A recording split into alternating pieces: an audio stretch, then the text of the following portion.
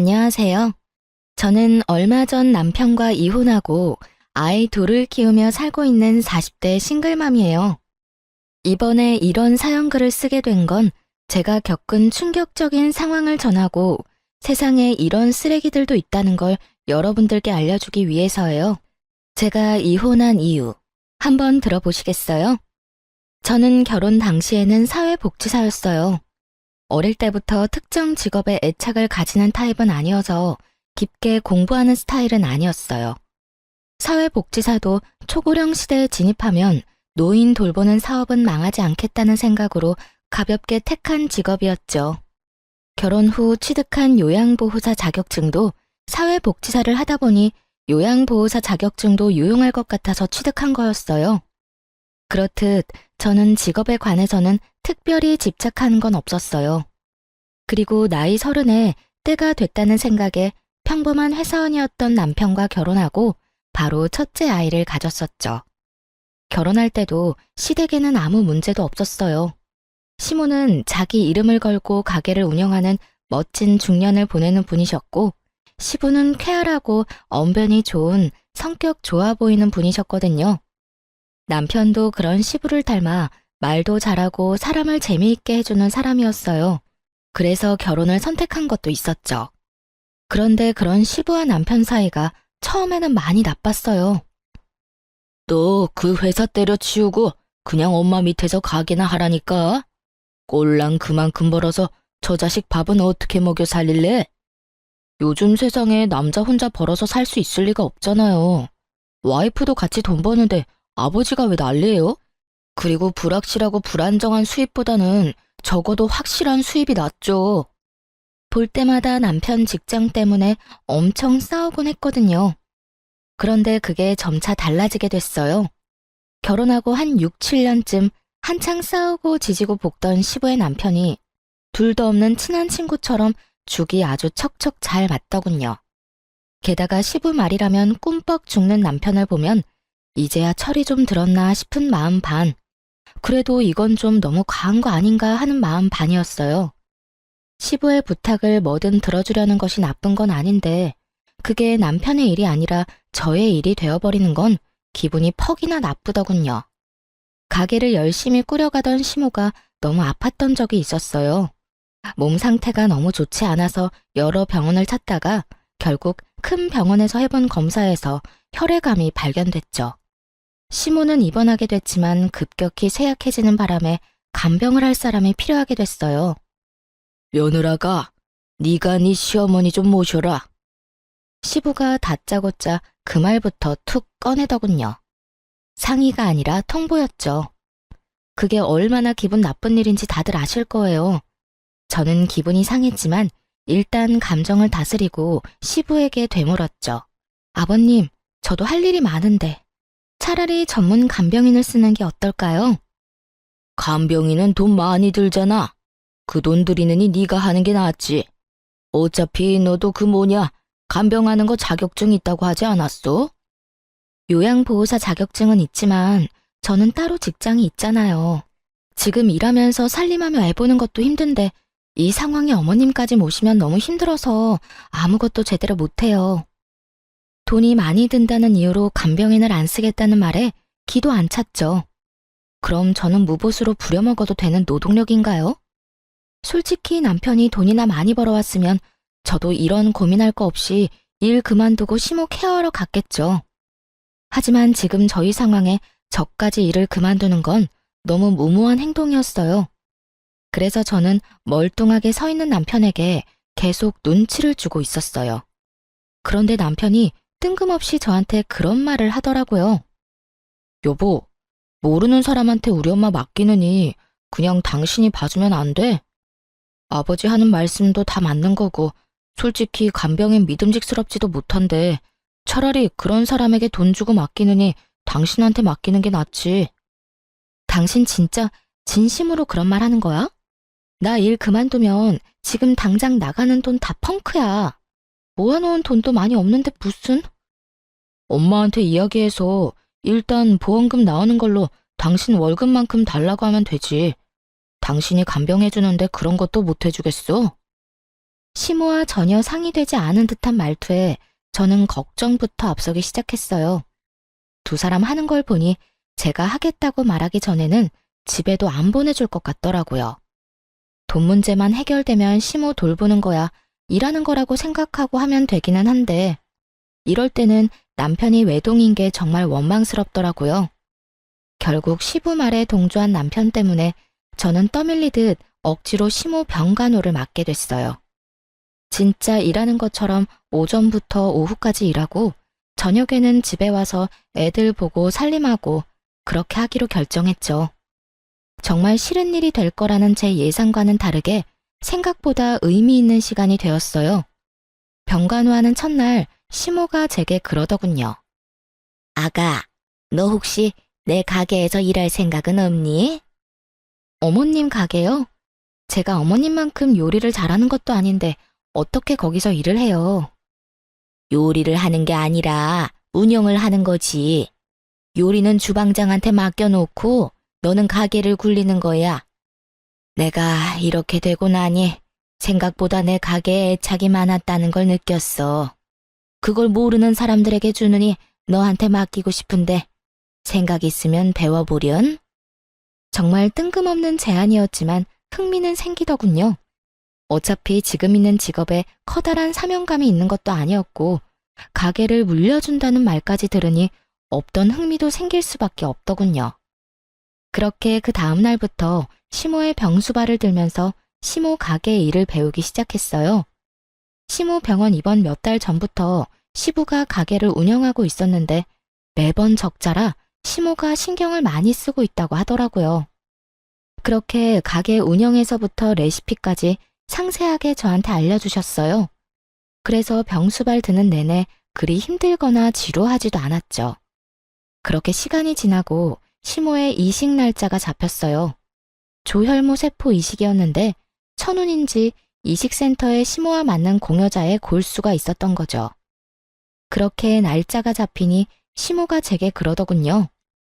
수술하는 도중에 내가 어떻게 될지 모르니까 가게 명의부터 너한테 옮기는 작업부터 하자. 지금 어차피 점심시간 끝나면 크게 할 일 없으니까 우리 집 가서 화장대 제일 아래쪽 서랍 깊숙이 넣어둔 서류를 좀 들고 와줘. 제가 어머님네 안방에는 안 들어가 봐서 잘 모르는데 그러면 제가 들어가서 화상통화 연결할게요. 어디쯤 있는지 어머님이 좀 알려주세요. 그렇게 이야기를 하고 저는 시댁으로 갔죠. 시댁 안으로 들어가니 생각보다는 정리가 되어 있었어요. 시부 혼자 있으니 어지러워져 있을 거라 생각했는데 예상 외로 깔끔해서 시부 성격이 깔끔한가 보다 했죠. 그렇게 안방에 들어가서 화상통화를 연결했죠. 시모가 알려준 대로 화장대를 열고 서류를 꺼내려고 보니 여러 서류가 있더라고요. 영상통화로는 질이 좋지 않아 제대로 찍히지 않아서 제가 전화를 끊고 서류를 전부 화장대에 올려놓은 채 하나씩 찍어 시모에게 보냈어요. 그런데 시모가 다시 전화가 왔더라고요. 예, 잠깐만 그 화장대 위에 있는 화장품 사진 좀 찍어서 보내줄래? 네, 잠시만요. 저는 화장대에 있는 색조 화장품과 기초 화장품을 모두 찍어 시모에게 전송했어요. 시모가 그걸 본 것인지 저한테 그러더군요. 그거 내가 쓰는 립스틱이 아닌데? 혹시 네 거니? 순간 가슴이 철렁 내려앉았어요. 시모가 모르는 립스틱이 화장대에 있다는 사실이 무엇을 말하는 건지 바로 감이 왔거든요. 제 거 아니에요. 어머님 거 정말 아니에요? 물어보기도 죄송스러웠어요. 아픈 와중에 시부의 외도와 관련된 물건을 목격하게 될 줄은 꿈에도 상상 못 하셨을 테니까요. 시모가 잠시 아무 말 없더니 저한테 한 가지 부탁을 하더군요. 얘야, 내가 이런 부탁까지 해서 정말 미안하구나. 혹시 너희 시아버지 외도 증거 좀 가져올 수 있겠어? 립스틱이라도 가져오면. 어머님, 외도 증거가 필요하시면 제가 안방에 녹음기 설치할게요. 어떤 쥐새끼 같은 여자가 여기 왔다 갔다 하는 모양이니 몰래 숨겨놓고 나중에 찾으러 오면 둘이서 무슨 이야기 했는지 알 수 있겠죠. 제 말에 시모가 그렇게 해달라고 말하고는 전화를 끊었어요. 저는 그 길로 소형 녹음기를 샀어요. 연필형으로 된 걸로 용량도 짱짱하고 오랫동안 녹음이 가능한 걸로 가져와 시부가 일하러 간 틈에 안방 침대 머리 쪽 살짝 아래에 절대 보이지 않도록 조심히 붙여놨어요. 그리고 녹음을 눌러놓고 병원으로 돌아왔죠. 병원으로 오니 시모 표정이 좋지 않았어요. 화가 안 나면 이상한 거죠. 그렇게 하루가 지나고 나서 드디어 그들이 대화를 나눈 것이 녹음이 됐어요. 그 녹음 내용을 듣고 저는 차마 시모에게 들려주기가 너무 힘들었어요. 두 사람의 대화 내용은 정말 충격적이었거든요. 자기, 오늘 병원 안 가봐도 돼? 와이프 수술 날짜 잡혔다며. 근데 안 가봐도 돼. 수술 날짜 전날 가면 되지. 내가 가게 일 때문에 바쁘다고 하면 지가 뭐라고 할 거야? 그리고 그것 때문에 며느리 거기다 붙여놨잖아. 그러니까 괜찮아. 당신이랑 같이 있는 시간이 더 소중하지. 정말 내가 더 소중한 거 맞아? 그런데 왜 그 여자랑 이혼을 안 해? 얼른 이혼하고 한몫 떼어준다며. 내가 가만히 생각해보니까 이혼하는 것보다는 와이프 죽는 거 기다리는 게 더 낫겠더라고. 그 여자 골골대는 거 보니 심상치 않아. 진짜 곧 죽는데도 믿을 수 있을 만큼 몸이 약해졌다니까. 그 여자 죽으면 그 유산이 다 어디로 가겠어? 바로 나랑 내 아들한테 오는 거지. 그걸로 떵떵거리며 살고 너도 내 여자로 남들한테 소개도 할 수 있고 일석이조잖아. 이걸 시모에게 들려줘도 되나 싶은 생각이 들었죠. 그렇지만 숨긴다 한들 이미 시모가 없는 집에 다른 여자의 립스틱이 놓인 걸 봐버렸으니 혹여나 그걸로 스트레스 받느니 받아들이고 정리할 시간을 주는 게 낫다고 생각했어요. 제가 그 녹음기를 시모에게 들려주자 시모 얼굴이 급속도로 일그러지더군요. 화가 안 나면 이상한 거죠. 이 정신 나간 것들이 아픈 환자를 두고 고사를 지내? 죽으라고? 어림도 없지. 내가 혼자 죽을 것 같아?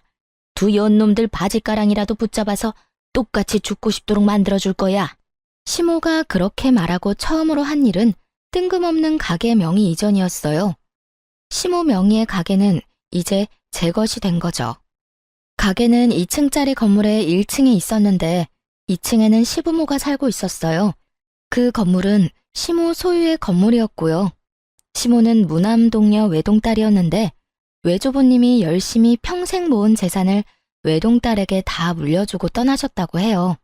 그걸 시모가 두 손에 꽉 쥐고 있었고요. 그리고 그 사실을 알고 있는 시부는 이참에 시모가 죽기를 노리고 있던 거고요. 시모가 제게 가게 명의를 이전해준 날 저녁에 저는 집에 와서 애들을 보고 있었어요. 그런데 저녁 늦게 시부가 저희 집을 찾아왔더군요. 야, 네가 녹음기 설치했지? 우리 집에 들어갈 사람이 너 말고 없잖아. 저는 침착하게 시부 말에 대응했어요. 녹음기 설치는 어머님이 하라고 해서 한 거예요. 제가 설마 어머님 말씀을 거부하리라고 생각하시는 건 아니죠? 아니, 그런 일이 있으면 나한테 연락부터 해야 하는 거 아니야? 인간적으로 어떻게 말도 없이 녹음을 할 수가 있냐고. 그리고 그걸 왜 와이프한테 갖다 준 거야? 이거 다 사생활 침해인 거 몰라? 집주인의 허락받고 들어간 건 사생활 침해 아니고요. 어머님이 화장대에 놓인 상간녀 립스틱 보고 외도 정황 발견하신 거고요. 그걸 저한테 증거 찾아오라고 하셨거든요. 전 어머님 부탁 들어준 죄밖에 없는걸요. 그리고 애초에 어머님한테 들킨다는 생각은 전혀 해본 적 없으세요? 아버님이 저한테 와서 이렇게 화내실 건 아니죠. 그거야말로 누워서 자기 얼굴에 침 뱉는 거랑 다른 게 없는데 외도를 하신 것도 잘못을 하신 것도 전부 아버님이고 저는 어머님 말씀 다 들어드린 죄밖에 없으니 저한테 뭐라 하지 마시고 어머님한테 직접 이야기하세요. 또 가게 하나 받았다고 지금 기세등등한가 본데 그게 언제까지 갈 줄 알고 나한테 뻣뻣하게 굴어? 내가 시어머니 잘 돌보랬지 언제 스파이짓 하라고 했냐? 어? 가만 보니 스파이짓 해주고 가게 받았구만. 맞지? 어머님이 그 립스틱 발견하기 전에 시댁에 가서 가져오라는 게 등기부등본이었거든요. 그것 때문에 집에 들어갔다가 립스틱 발견한 거고요. 그리고 애초에 어머님 수발 들도록 시킨 것도 아버님이시잖아요. 그리고 가게 때문에 기세등등한 것도 아니고요. 아버님이 잘못했는데 여기 와서 화풀이 하시니 제가 드리는 말씀이잖아요. 제발 애먼데 성질 부리지 마세요. 시부가 씩씩대며 뭐라 하고 싶은 모양이었지만 그걸로 화내봤자 자기만 나쁜 놈인 거잖아요. 그러니까 왜 외도를 해서 이런 일을 만드냐고요. 결국 한마디도 지지 않는 저를 보며 진절머리가 난다는 듯 고개를 절레절레 흔들고는 나가면서 그러더군요. 너 언제까지 그렇게 기세등등한지 내가 지켜본다. 내가 말하는데 너 조만간 그 얼굴 다 벗겨질 거야. 네 주위에 무슨 일이 벌어지고 있는지도 모르는가 본데 너야말로 큰 코 다칠 거라고. 그때가 돼서도 그렇게 당당할 수 있는지 보자. 씩씩대며 그 말을 던져놓고 나가더군요. 그게 무슨 의미인지도 몰랐지만 일단 시부가 떠났다는 것만으로도 안도했어요. 그런데 그날 저녁 남편이 야근 때문에 뒤늦게 들어와서는 다짜고짜 저한테 화를 내더군요. 당신 왜 엄마랑 아빠 사이에 껴서 이런 일을 벌여? 지금 당신이 나한테 화를 낼 상황이야? 나를 위로해줘야지. 무슨 일인지 나한테 물어보고 내가 얼마나 놀랐는지 자기는 알고 지금 나한테 화내는 거야? 대충 아버지한테 들었어. 그러게 왜 중간에서 그런 일을 했냐고. 난 어머님이 시키는 대로 했을 뿐이야. 어머님이 이미 외도 정황 발견했고 그걸 확인하고 싶어 하는데 그러면 어떡해? 당신 같으면 어머님 앞에서 그냥 덮어놓고 사시죠 하고 말할 수 있겠어? 남이면 그럴 수 있지. 그런데 며느리 자식이 그런 말하면 어머님 심정이 어떻겠냐고. 몸 성한 사람도 분노를 주체하지 못할 일을 아픈 분이 겪고 있잖아. 그럼 내가 시키는 대로라도 해야 할 거 아니야. 그러면 최소한 아버지한테 물어는 봤어야지. 두 분 사이 틀어놓는 게 네 일은 아니잖아. 관계는 이미 아버님이 바람 피울 때부터 틀어진 거 아니야? 당신 근데 묘하게 아버님 편만 드네? 아무리 아버님이랑 친해도 이건 좀 아닌 거 아니야? 당신 어머님이야. 내 어머니가 아닌데도 나는 이렇게 화가 나는데 어떻게 당신은 그렇게 냉정해? 그럼 그 상황에서 내가 어머님을 속였어야 했어? 진짜 그게 맞는 일이냐고. 아니, 내 말은 그냥 끼어들지 말았어야 했다는 거지. 그런 일 있으면 나한테 이야기를 하던가. 그때는 그런 생각이 안 들었는데 지금은 당신한테 말 안 한 게 다행이라는 생각이 드네. 당신한테 말했으면 아버님한테 다 이야기했을 거 아니야. 그러면 아버님 외도 증거 사라지고 어머님만 억울했겠지. 너는 그 녹음기에 무슨 내용이 들어있는지 듣기는 했어? 얼마나 더럽고 천박한 이야기들이 들어있었는데.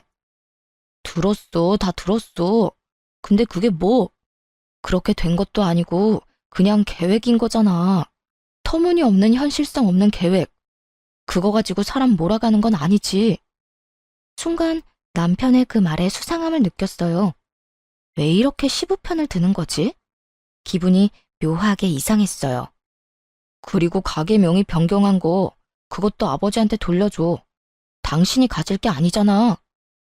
그 가게 명의가 어머님이야. 어머님이 나한테 주신 거고. 병수발 들러간 첫날에 나한테 그 가게 주고 싶으니 가게 일 배우라고 하셨거든? 당신 진짜 점점 이상해. 왜 그렇게 아버님 편만 들어? 왜? 너도 남자라서 바람 피운 남자의 마음이 이해가 가? 제가 그렇게 추궁하자 남편이 눈에 띄게 당황하더니 갑자기 옷방으로 들어가 버리더군요. 그런 거 아니야. 그냥 아버지한테 말 전해 들으니 상황이 딱해 보여서 그렇지. 그런 거 아니라고. 너무너무 수상한 남편 모습에 결국 저는 흥신소에 남편 뒷조사를 의뢰했어요. 그리고 남편이 좀 더 자유롭게 무슨 일이든 저지르기 쉽게 만들어줬어요. 아이들을 친정에 맡기고 저는 시무병원에서 당분간 지내겠다고 말했죠. 시부가 다시 찾아올까봐 무서우니 시모 곁에 있겠다고요. 그랬더니 남편은 별말 없더군요. 사람을 붙여놓고 난 뒤에 아침마다 남편의 행선지에 대해 물었어요. 평일은 거의 대부분 남편 행선지와 조사한 사람의 행선지가 같더군요. 다른 사람을 만나는 것 같지도 않고요. 그런데 주말에 시부와 낚시를 가겠다고 하더군요. 그래서 시부에게도 전화해서 물어봤어요. 이번 주 주말에 병원 오실 거냐고요. 둘이 싸운 게 있어서 상냥한 말투는 아니었지만 시부가 이번 주에는 남편과 낚시를 갈 거라고 하더라고요. 평소에도 둘이 이렇게 자주 낚시를 하러 갔기 때문에 처음에는 별 생각 없었어요. 하지만 그 다음날 조사 직원이 보내온 내용은 그들의 말과는 정반대였어요. 남편이 낚시를 간 것이 아니라 여자와 여행을 갔더라고요. 제가 없는 틈을 타 멀리 물 좋고 바람 좋은 곳으로 내연녀와 여행을 떠났더군요. 마누라는 자기 어머니 병수발 들도록 만들어두고 말이죠. 둘이서 팔짱 끼고 뺨에 뽀뽀하는 사진이 수십 장이나 찍혀 있는 걸 보고 제 속도 부글부글 끓었어요. 알고 보니 시부도 그날 상간녀를 만난 모양이더라고요. 서로가 서로의 외도를 숨겨주고 있었던 거죠. 그렇게 서로의 마누라를 속이고 부자가 똑같이 상간녀와 놀아났다고 생각하니 머리 끝까지 화가 났어요. 저는 참지 못하고 시모에게 달려가 울었어요.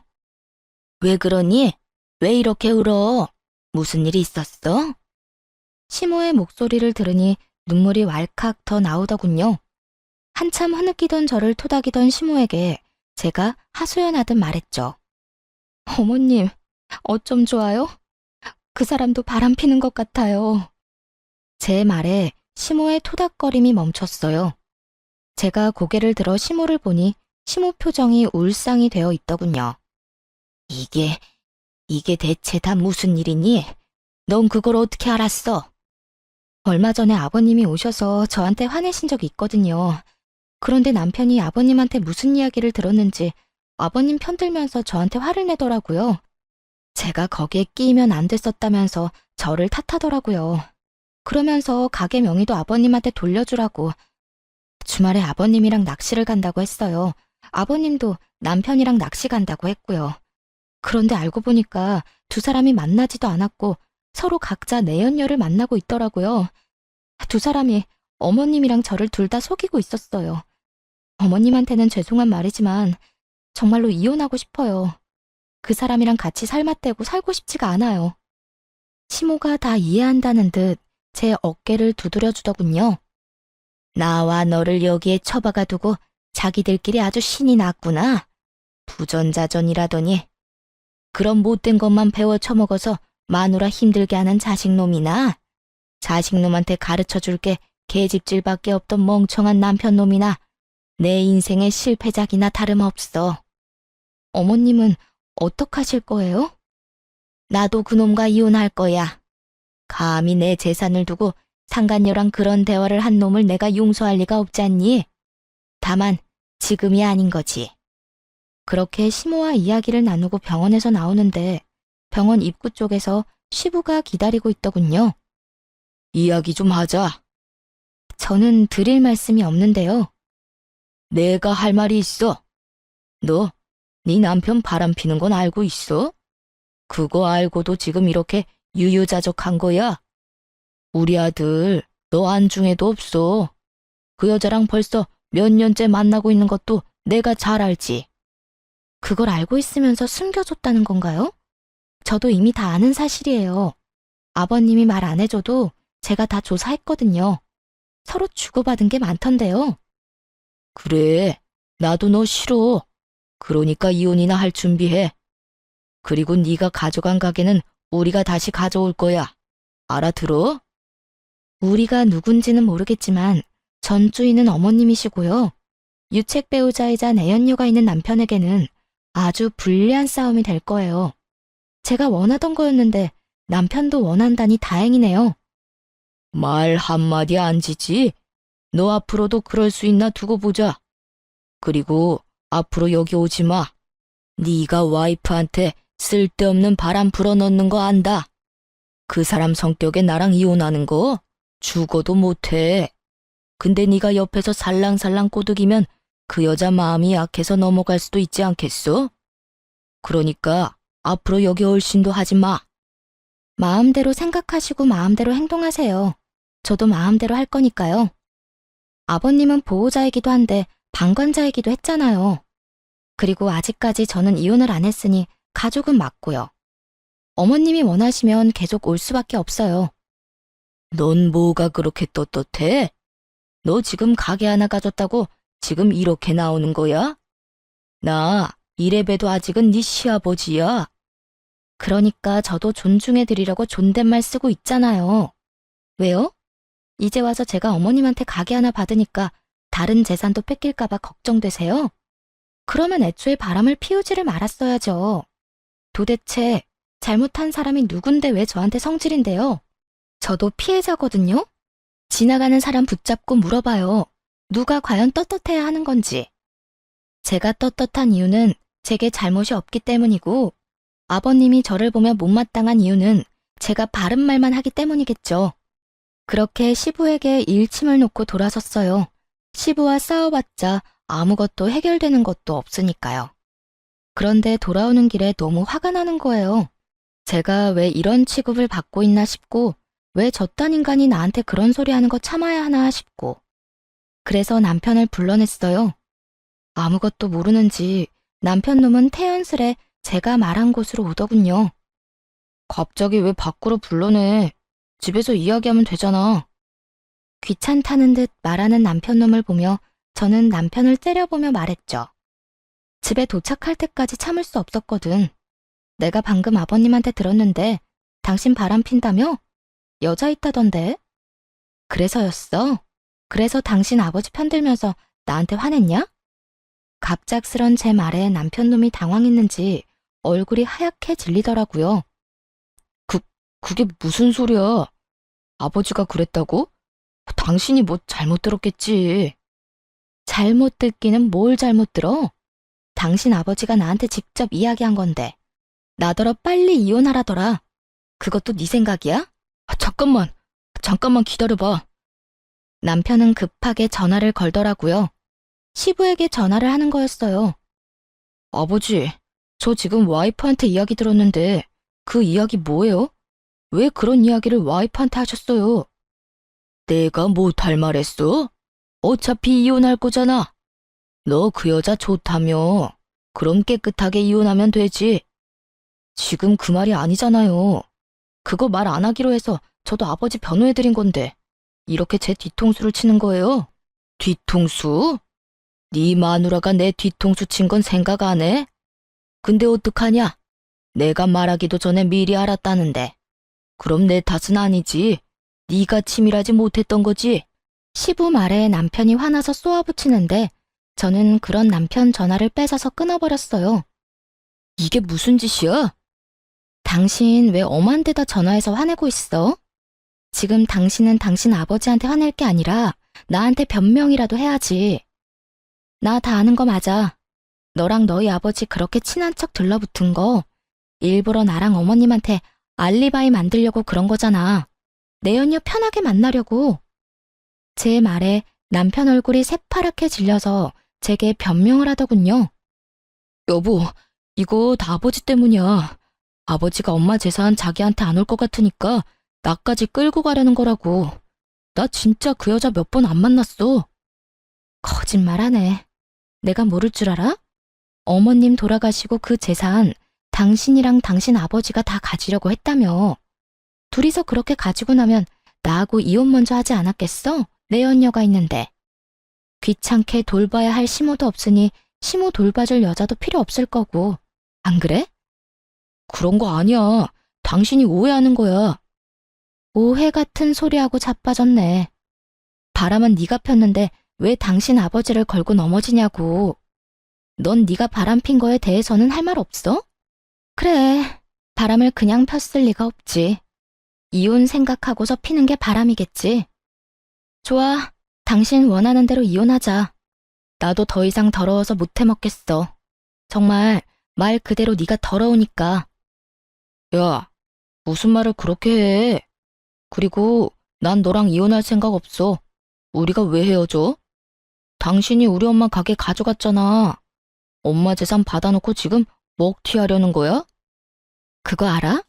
네가 조강지쳐 두고 바람 피운 천하의 나쁜 놈이라는 걸 당신 어머니도 아셔. 내가 다 말했거든. 어머님이 바로 얼마 전에 나랑 비슷한 일을 당해서 그런지 모르겠지만 내가 하려는 일 다 이해해 주신다네? 그러면 내가 꺼리낄 게 뭐가 있어. 그리고 어머님이랑 나 가족관계 종료하고 고용관계 하기로 했어. 어머님이 고용하는 요양보호사로. 어머님이 월급 줄 테니 이혼하면 해달라고 하시더라. 그게 무슨 소리야? 나랑 이혼하면 너는 우리 집 일에 끼면 안 되지. 그럼 네가 어머님 설득해봐. 근데 어쩌냐? 어머님 화 많이 나셨던데. 부전자전이라는 말 쓰시면서 화가 나서 악에 받쳐서 이야기하시던데 너 그거 감당은 할 수 있겠어? 그제서야 남편 얼굴에 당황한 표정이 떠올랐어요. 생각보다 저와 시모 관계가 견고해서 놀란 것 같더라고요. 그렇지만 그게 다 자기가 뿌린 씨앗인 걸 왜 모르는 걸까요? 내가 아들인데 내가 아들이니까 내 말을 더 들어주시겠지. 마음대로 생각해. 근데 난 말이야. 내가 그렇게 죽을 병 걸려서 아픈데 병원에 한 번 찾아와 보지도 않고 며느리만 덜렁 보내놓고 지는 다른 여자 만나느라 바빴다면, 그것도 나를 배신한 남편과 한통속이었다면 그것만으로 용서 못할 것 같은데? 아무리 자식이라도 말이야. 이건 거의 엄마 등에 칼 꽂는 수준 아니야?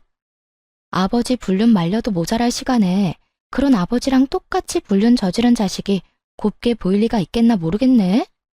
그제야 자기 처지를 생각해낸 남편놈 눈알이 불안하게 떨리더군요.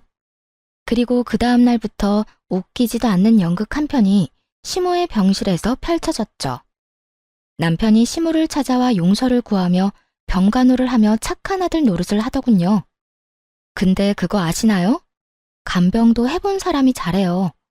모르면 매번 환자에게 물어봐야 하고 의료진에게 계속 물어봐야 하거든요. 그런데 아무것도 모르는 놈이 간병하겠다고 설치니 환자인 시모가 더 속 시끄러울 수밖에 없었죠. 게다가 아들을 향한 그 냉정한 표정은 저도 상상 못할 만큼 차가웠거든요. 여태 안 찾아오다가 무슨 바람이 불어서 여기까지 와서 안 하던 짓을 해? 난 너한테 간병받기 싫다. 어머니, 지금까지 찾아와 보지 못해 죄송해요.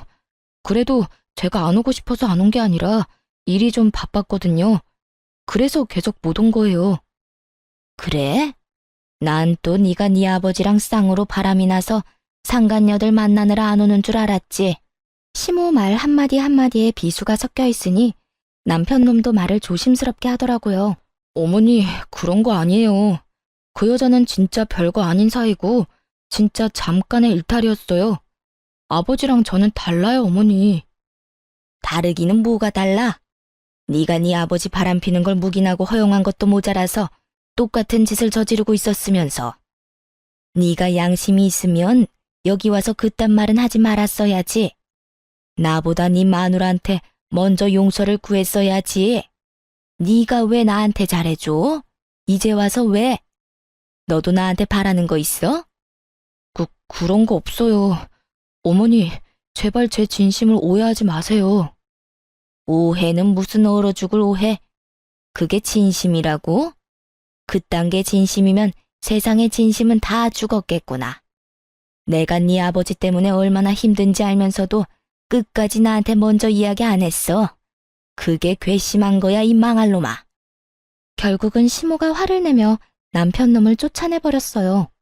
그러자 그 뒤로 시부와 남편 놈이 번갈아가며 시모 병실을 찾아와 시모에게 용서를 빌었어요. 여보, 미안해. 내가 진짜 그때는 귀신에 씌였나 봐. 제정신이 아니었다고. 그 여자 정리할 테니까 그러니까 이혼만은 제발, 응? 그리고 이 나이에 무슨 이혼이야. 그냥 살아. 내가 평생 당신한테 속죄하면서 살게. 어머니, 저는 진짜 아버지 꿰매 빠진 것뿐이라고요. 어머니를 괴롭히렸던 것도 아니었고 그냥 그런 상황이 돼서 어쩔 수 없이 그런 건데 아버지만큼 제가 잘못한 건 아니잖아요. 그런 개소리들을 들으며 시모는 눈 하나 깜짝 안 하더군요. 저도 간병하면서 병실 안에 있었으니 다 들렸거든요. 그리고 저는 시모 덕분에 이혼 절차를 밟을 수 있었어요. 저희 신혼집은 시모 명의였고 남편과 제 사이에 모아둔 돈도 많이 없었으니 재산 분할할 것도 그리 많지 않았죠. 하지만 남편놈은 유책 배우자가 돼서 저에게 엄청난 위자료를 줘야 했어요. 그리고 상간녀 소송도 역시 같이 진행했죠. 바람을 핀 건 두 연놈이니까요. 상대방이 몰랐으면 또 모를까 알면서 사귀고 있는 게 분명했거든요. 그 상간녀가 남편 직장 동료였으니까요. 직장 동료들 다 불러서 결혼까지 했는데 남편이 결혼했다는 걸 모를 수가 없었으니 그 여자도 벌을 받는 게 당연하죠. 그런데 시모가 조용히 저를 불러서 이야기하더군요. 너 이혼할 때 애들 양육권이랑 친권은 무조건 가져와. 물론 가져올 생각이었고 가져왔지만 시모가 무슨 생각으로 가져가라는 말을 한지는 몰랐어요. 그런데 이혼이 법적으로 결정되고 나서야 저는 시모의 의도를 알게 됐어요. 시모가 이혼을 확인하자마자 본인의 재산을 손주들에게 증여를 해줬거든요. 가게가 있던 2층짜리 건물이랑 저희 신혼집이요. 그리고 평소처럼 용서를 빌려온 남편과 시부에게 시모가 말해줬어요. 내 가게, 건물, 그리고 너희 신혼집, 내 손주들 앞으로 증여했어. 너희처럼 여자 눈에 눈물 흘리도록 만든 놈들한테 내가 물려받은 거 단 하나도 줄 생각 없어. 여보, 도대체 왜 그런 짓을 했어? 지금 친권이 누구한테 가 있는데? 당신 재산 저 며느리가 함부로 쓰기라도 하면 어쩔 거야? 함부로 써? 당신한테 맡겼으면 순식간에 사라졌겠지. 나 죽으라고 고사도 지내는 판에 그 부동산 돈으로 바꿔서 다른 여자 먹이고 재우고 입히는데 열심히 썼겠지. 그 꼴 보느니 손주들한테 주는 게 낫지. 억울한 표정의 시부에게 시모가 윽박질렀어요. 그런데 묘하게 남편 놈은 조용하더군요. 지금 이 상황에 그나마 시부보다는 유리한 게 남편 입장이었잖아요. 시모가 죽으면 유산이 자기한테로 올 가능성이 높아졌으니 긁어 부스럼 만들고 싶지 않은지 숨도 안 쉬고 조용히 있더라고요. 그런 남편 놈에게 저도 선물 하나 던져줬어요. 남편 상간녀가 남편이랑 같은 직장이니 찾아가서 친절하게 어떻게 된 과정인지 다 알려줬거든요. 저희 이혼하고 이미 남남됐으니까 알려줄게요. 저희 신혼집 명의가 시어머니 앞으로 되어 있었거든요.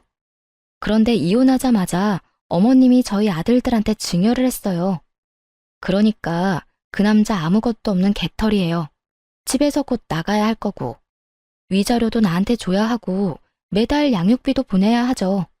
아, 그리고 당신도 상간녀 소장 받게 될 거예요. 그러면 나는 그 위자료도 받게 되겠지만 당신은 당신 스스로 돈을 내야 할 거예요. 그 남자 정말 아무것도 없으니까.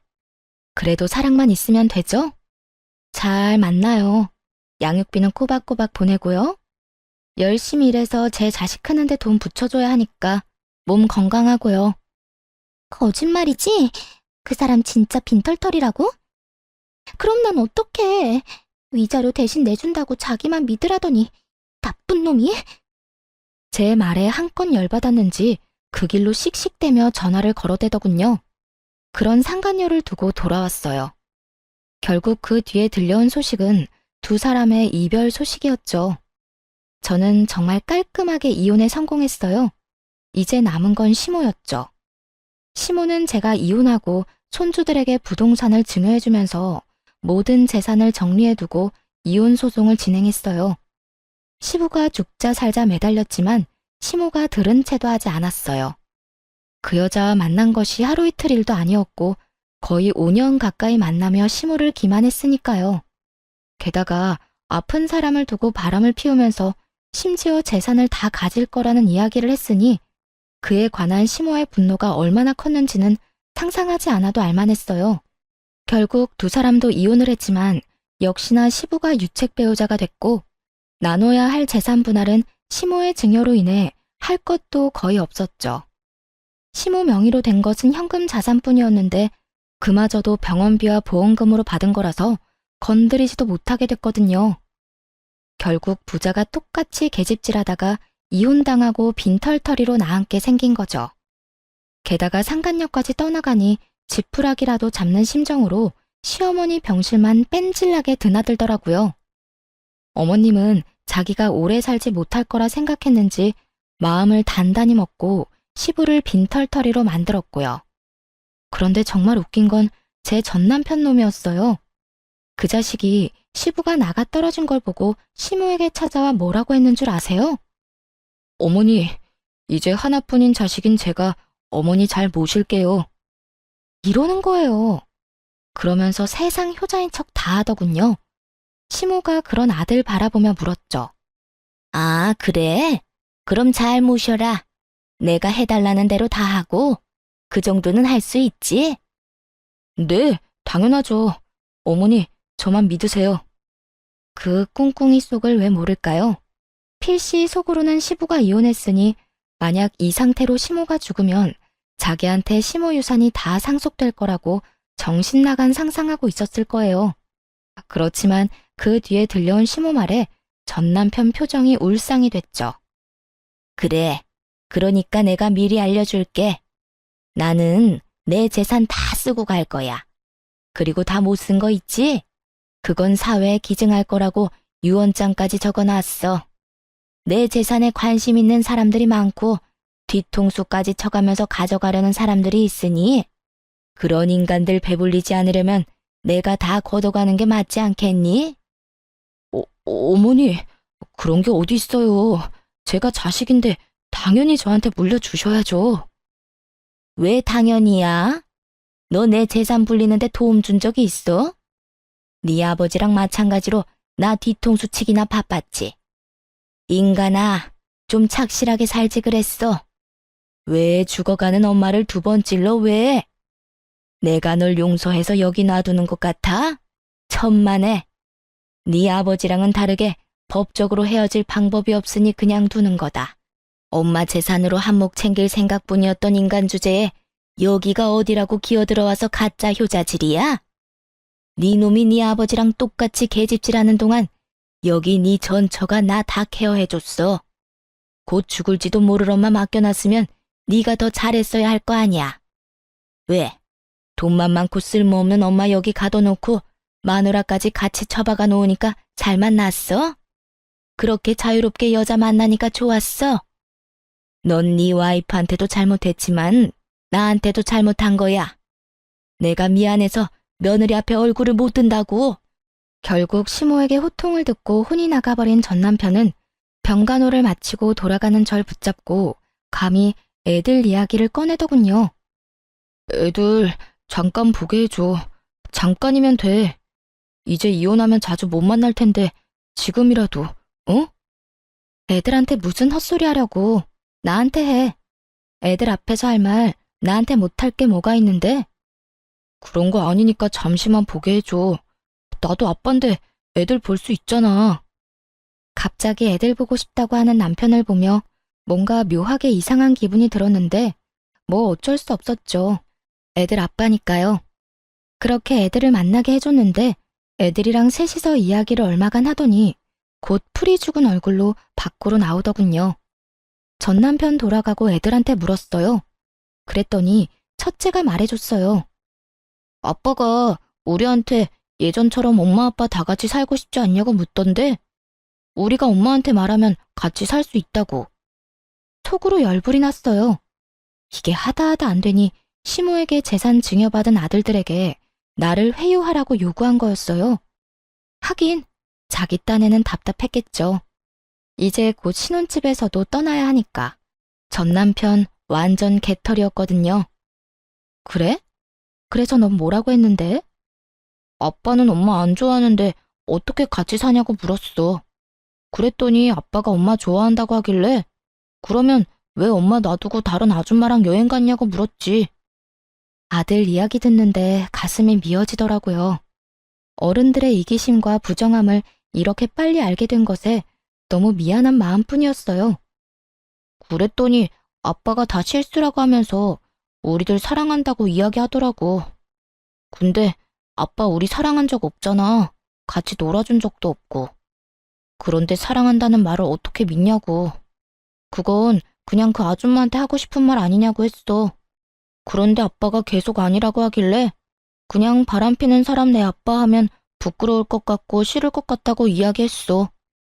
전 남편 놈이 상처 입은 꼴로 돌아간 이유가 있긴 하더군요. 애가 이렇게까지 말하는데 아이와의 관계를 회복하는 건 어려운 일일 테니까요. 그 이야기 들으니 속이 시원하기도 하면서 한편으로는 애한테 미안한 마음이 들었어요. 그래도 이미 이혼했고 애한테 내가 더 많은 사랑을 주면 된다는 마음으로 여전히 일하며 애들 키우고 있어요. 전 남편은 집이며 재산이며 여자며 다 잃었고 결국에 시모에게까지 버림받아 월세방 살며 겨우겨우 산다고 하더군요. 번 돈으로 상간녀하고 놀러 다니며 펑펑 쓰느라 여태껏 모아놓은 돈도 없었으니 그야말로 자신이 뿌린 대로 거두고 있는 중인 거죠. 시모는 시부와 이혼 소송 중 이식 수술 받고 지금은 고향에 내려가셨어요. 고향에 있으면서 요양하겠다고 하셨죠. 가끔 애들 데리고 찾아뵈는데 갈수록 건강해지시는 거 보니 스트레스 덜 받아 그런 모양인 것 같더라고요. 아픈 부위가 있다고 그걸 참고 살면 언젠가는 온몸에 그 독이 퍼져 고생만 할 뿐이란 걸 이번에 제대로 알게 됐어요. 썩은 곳은 빨리 도려내야 한다는 걸요. 지금 당장 좀 많이 아플지라도 언젠가 그 상처에는 새살이 돋을 거니까요. 쓰다 보니 글이 길어졌네요. 오늘도 모두 즐거운 하루 되시길 바랍니다.